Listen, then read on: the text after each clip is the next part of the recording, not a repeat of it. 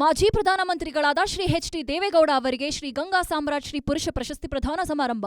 ಅವರ ಬದುಕು ಮತ್ತು ಸಾಧನೆ ಪುಸ್ತಕದ ಜನಾರ್ಪಣೆ ಮತ್ತು 93 ವಿವಿಧ ಸಾಧಕರಿಗೆ ಪ್ರಶಸ್ತಿ ಪ್ರದಾನ ಸಮಾರಂಭ. ದಿನಾಂಕ 22 ಜೂನ್ 2025 ಭಾನುವಾರ ಸಮಯ 2 ಗಂಟೆಗೆ. ಸ್ಥಳ ಡಾಕ್ಟರ್ ಬಾಬು ಜಗಜೀವನ್ ರಾಮ್ ಭವನ, ಸುಮನಹಳ್ಳಿ ಜಂಕ್ಷನ್ ಹತ್ತಿರ. ಈಗ ಎಲ್ಲಾ ಸರ್ಕಾರಗಳಲ್ಲಿ ಎಲ್ಲಾ ಪಕ್ಷಗಳ ಆಡಳಿತದಲ್ಲೂ ಕೂಡ ಭ್ರಷ್ಟಾಚಾರ ಇದ್ದದ್ದೇ. ಭ್ರಷ್ಟಾಚಾರ ಅನ್ನೋದು ಹೆಂಗಾಗೋಗಿದೆ ಅಂತಂದ್ರೆ ಅದು ಒಂದು ರೀತಿ ಕ್ವೈಟ್ ಕಾಮನ್ ಆಗೋಗಿದೆ. ಭ್ರಷ್ಟಾಚಾರ ಮುಕ್ತ ಸಾಮಾಜಿಕ ಪಿಡುಗು. ಭ್ರಷ್ಟಾಚಾರ ಮುಕ್ತ ಆಡಳಿತ ಅನ್ನೋದು ಅದು ಒಂದು ರೀತಿ ಕನಸು. ಆ ಕನಸು ಯಾವಾಗ ನನಸಾಗುತ್ತೋ ಗೊತ್ತಿಲ್ಲ. ಆದರೆ ಪರ್ಟಿಕ್ಯುಲರ್ ಈ ಸರ್ಕಾರದ ಬಗ್ಗೆ ಹೇಳೋದಾದರೆ ಭ್ರಷ್ಟಾಚಾರ ಮುಕ್ತ ಖಡಕ್ ಆಡಳಿತ.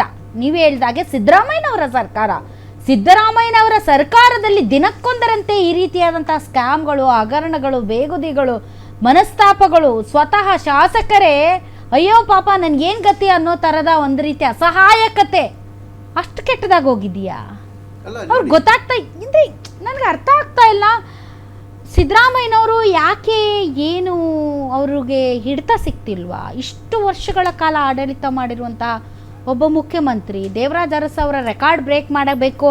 ರೆಕಾರ್ಡ್ ಬ್ರೇಕ್ ಮಾಡಿದ ಮೇಲೇ ಅಧಿಕಾರ ಹಸ್ತಾಂತರ ಅಂತ ಕಾದು ಕುಳಿತಿರುವಂಥ ಸಿದ್ದರಾಮಯ್ಯನವರು ಅಷ್ಟೆಲ್ಲನೂ ಒಂದು ಒಂದು ಒಂದು ಅರ್ಥಶಾಸ್ತ್ರಜ್ಞರ ರೀತಿಯಲ್ಲಿ ಸಮಾಜವಾದಿ ನಾಯಕ, ಜಾತ್ಯತೀತ ನಾಯಕ,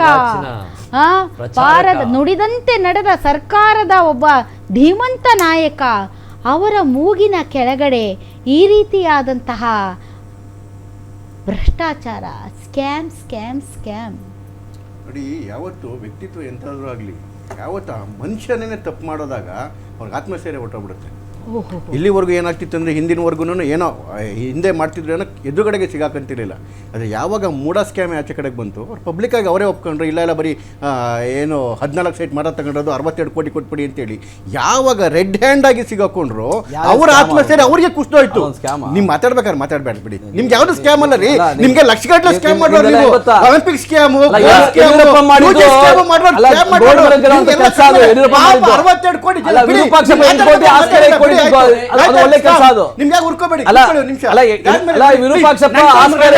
ಅವೆಲ್ಲ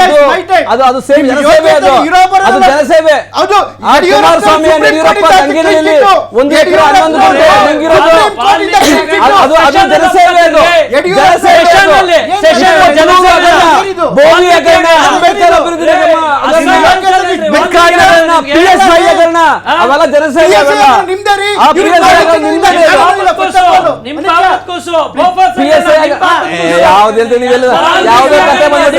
ಯಾವುದೇ ಕತೆ ಬಂದ್ಬಿಟ್ರಿ.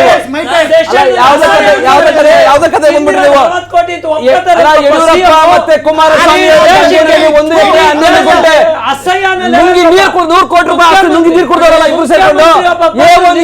ಬೇಲಲ್ಲಿದ್ದಾರಲ್ಲ ಇಬ್ರು, ಯಡಿಯೂರಪ್ಪ ಮತ್ತೆ ಕುಮಾರಸ್ವಾಮಿ. ಅದು ನಿಜವಾದ ಹಗರಣ, ಅದು ನಿಜವಾದ ಹಗರಣ. ನೋಡಿ, ಜಮೀನಲ್ಲಿ ನುಂಗಿ ಸಾರ್ವಜನಿಕ ಆಸ್ತಿ ನುಂಗಿ ಯಾರು ಇಲ್ಲ. ಸಾರ್ವಜನಿಕ ಆಸ್ತಿ ನುಂಗಿಕೊಂಡು ಕೇವಲ ಬಿಜೆಪಿ ಜೆಡಿಎಸ್ ಮಾತ್ರ. ಸಾರ್ವಜನಿಕ ಆಸ್ತಿಯನ್ನು ನುಂಗಿ, ಸರ್ಕಾರದ ಆಸ್ತಿಯನ್ನು ನುಂಗಿ, ಸರ್ಕಾರದ ಆಸ್ತಿಯನ್ನು ನುಂಗಿ ಜನರ ಆಸ್ತಿಯನ್ನು ಲೂಟಿ ಮಾಡುವಂತವ್ರು ಬಿಜೆಪಿ ಜೆಡಿಎಸ್.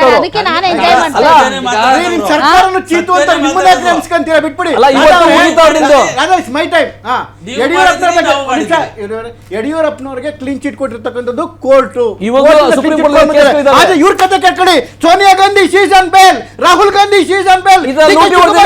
ಭ್ರಷ್ಟಾಚಾರ ಮಾಡಿಲ್ಲ, ಕುಮಾರಸ್ವಾಮಿ ಭ್ರಷ್ಟಾಚಾರ ಮಾಡಿಲ್ಲ. ಯಡಿಯೂರಪ್ಪ ಮತ್ತೆ ಕುಮಾರಸ್ವಾಮಿ ಭ್ರಷ್ಟಾಚಾರ ಮಾಡಿಲ್ಲ. ಅವರು ಯಡಿಯೂರಪ್ಪ ಮತ್ತೆ ಕುಮಾರಸ್ವಾಮಿ ಭ್ರಷ್ಟಾಚಾರ ಮಾಡಿಲ್ಲ. ನಿಮ್ಮ ದ್ವೇಷ ರಾಜಕಾರಣಕ್ಕಾಗಿ ಅವ್ರಿಗೆ ಕೇಸ್ ಹಾಕಿದ್ದೀರಾ ಅಷ್ಟೇ. ನಿಮ್ಮ ದ್ವೇಷ ರಾಜಕಾರಣಕ್ಕಾಗಿ ಅವ್ರಿಗೆ ಕೇಸ್ ಹಾಕಿದ್ದೀರಾ. ನೀವು ಸಂಚುಕೋರರಿದ್ದೀರಾ.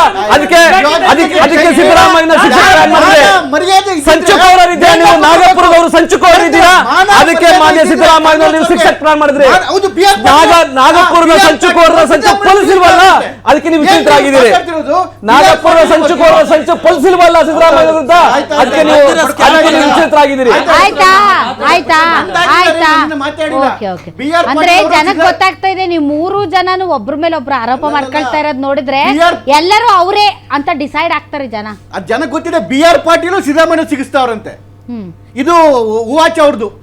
ಬಿ ಆರ್ ಪಾಟೀಲ್ ಮಾತಾಡಿದ ತಪ್ಪಾಗೋಯ್ತು. ಬಿ ಆರ್ ಪಾಟೀಲ್ ಜಮೀನ ಸಿಗಿಸ್ತಾರೆ. ಆಮೇಲೆ ರಾಜು ಕಾಗೆ ಅವರು ಕೆಲಸ ಆಗ್ತಿಲ್ಲ, ನಾನು ಬಂದಲ್ಲಿ ನೇಣು ಹಾಕೊಂಡ್ಬಿಡ್ತೀನಿ ಅಂತ ಇವರೇ ಮೇಲೆ ಹೇಳ್ತಾರೆ. ರಾಜು ಕಾಗೆ ಅವರು ಬಂದಲ್ಲಿ ಸೂಸೈಡ್ ಮಾಡ್ಕೊಂತೀನಿ ಅಂತೇಳಿ. ಅಲ್ಲಿ ಬಸವರಾಜ್ ಶಿವಗಂಗಾ ಹೇಳ್ತಾರೆ ಎಲ್ಲದರಲ್ಲೂ ಭ್ರಷ್ಟಾಚಾರ ಅಂತೇಳಿ. ಇನ್ನು ಬಂದು 15 ದಿವಸಕ್ಕೆ 30 ಜನ MLAಗಳು ಅದಕ್ಕೆ ಸೈನ್ ಹಾಕೋರು. ಬಿ ಆರ್ ಪಾಟೀಲ್ ಲೆಟರ್ ಬರೆದ್ರು, ವರ್ಗಾವಣೆಯಲ್ಲಿ ದಂಧೆ ಆಗ್ತಾ ಇದೆ, ಮಿನಿಸ್ಟ್ರುಗಳು ದಂಧೆ ಕೂತಿದ್ದಾರೆ ಅಂತೇಳಿ ಪತ್ರ ಬರೆದ್ರೆ 30 ಜನ ಸೀನಿಯರ್ ಕಾಂಗ್ರೆಸ್ MLAಗಳು ಪತ್ರ ಹಾಕಿದ್ರು. ಅದು ವರ್ಗಾವಣೆ ಬಿಜೆಪಿ ಸರ್ಕಾರ ಆಗಿದ್ದು. ಅಭಿವೃದ್ಧಿಗೆ ಹಣ ಇರಲಿಲ್ಲ. ಬಿಜೆಪಿ ಲೂಟಿ ಮಾಡಿ ಹೋಗಿತ್ತು ಖಜಾನೆಯನ್ನ. ಲೂಟಿ ಮಾಡಿ ಹೋಗಿತ್ತು. ನಾಗಪುರ ಶಾಖೆಗಳಿಂದ ಅದೇ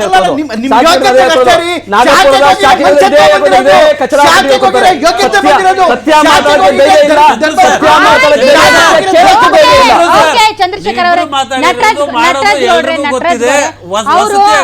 ಕೆಲವೊಂದು ಹಂಗೆ ಚಂದ್ರಶೇಖರ್ ಸರ್ ವ್ಯಾಲಿಡ್ ಪಾಯಿಂಟ್ ಹೇಳ್ತಾ ಇರ್ತಾರೆ, ಆಮೇಲೆ ಬೇರೆ ದಾರಿಗೆ ಹೋಗ್ಬಿಡ್ತಾರೆ. ಒಳ್ಳೆ ವ್ಯಾಲಿಡ್ ಪಾಯಿಂಟ್ ಹೇಳ್ತಾ ಇದ್ರು, ಯಾವ್ಯಾವ ಶಾಸಕರು ಯಾವ್ಯಾವ ರೀತಿ ಆರೋಪ ಮಾಡಿದ್ದಾರೆ, ಯಾವ ರೀತಿ ಸಹಿ ಸಂಗ್ರಹ ಮಾಡಿದ್ದಾರೆ ಅಂತ. ಅದನ್ನೂ ಕೂಡ ತಾವು ಡಿಫೆಂಡ್ ಮಾಡ್ಕೊತೀರಾ? ನೋಡಿ, ಶಾಸಕರಿಗೆ ಅಸಮಾಧಾನ ಇದ್ದಿದ್ದು ನಿಜ. ಯಾಕೆ ನಮ್ಗೆ ಅನುದಾನಗಳು ಬರ್ತಾ ಇಲ್ಲ ಅಂತ. ಯಾಕೆ ಅನುದಾನ ಬರ್ತಾ ಇಲ್ಲ? ಖಜಾನೆಯಲ್ಲಿ ದುಡ್ಡಿಲ್ಲ. ಯಾಕಿಲ್ಲ? ಬಿಜೆಪಿ ಲೂಟಿ ಹೊಡೆದು ಹೋಗಿತ್ತು.